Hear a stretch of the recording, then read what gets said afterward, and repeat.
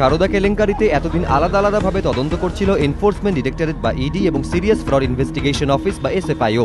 কিন্তু সূত্রের খবর, তদন্ত চালাতে গিয়ে দুই কেন্দ্রীয় সংস্থায় কয়েকটি জায়গায় থমকে গিয়েছে। তাই বিপুল আর্থিক কেলেঙ্কারির কিনারা করতে এবার তারা হাত মিলিয়ে তদন্তে নামছে। খুব তাড়াতাড়ি দিল্লিতে বৈঠকে বসছে ইডি এবং এসএফআইও। বৈঠকে থাকবেন দুই কেন্দ্রীয় সংস্থার উচ্চপদস্থ আধিকারিকরা। সূত্রের খবর, দুই কেন্দ্রীয় সংস্থায় তদন্তে নেমে কয়েকটি জায়গায় থমকে গিয়েছে, তেমনভাবে অগ্রগতি হচ্ছে না। ইডি সূত্রে খবর, বেশ কয়েকজন ব্যক্তি সারদা কেলেঙ্কারিতে জড়িত বলে অনুমান করা হলেও পর্যাপ্ত প্রমাণের অভাবে তাদের ডেকে পাঠানো যাচ্ছে না।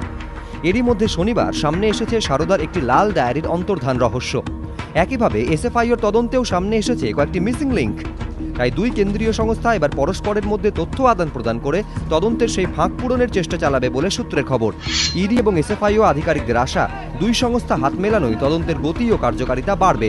ইডি সূত্রে খবর, সারদা কেলেঙ্কারিতে জিজ্ঞাসাবাদের জন্য সম্প্রতি নতুন করে কয়েকজনকে ডেকে পাঠানো হয়, কিন্তু তারা কেউই আসেননি। সেক্ষেত্রে ঠিক যেভাবে দিল্লিতে গিয়ে প্রাক্তন কেন্দ্রীয় মন্ত্রী মাতঙ্গ সিংহের বয়ান রেকর্ড করা হয়েছে, সেভাবেই এবার অন্যরা না এলে তাদের বাড়িতে গিয়ে বয়ান রেকর্ড করা হবে বলে জানিয়েছে ইডি। শনিবার সল্টলেকে সিজিও কমপ্লেক্সের দফতরে বৈঠকে বসেন সিবিআই এর আধিকারিকরাও। সূত্রের খবর, সারদা কাণ্ডে কিভাবে এফআইআর করা হবে তা নিয়ে এদিনের বৈঠকে আলোচনা হয়েছে। প্রকাশ সিংহ, এবিপি আনন্দ, কলকাতা।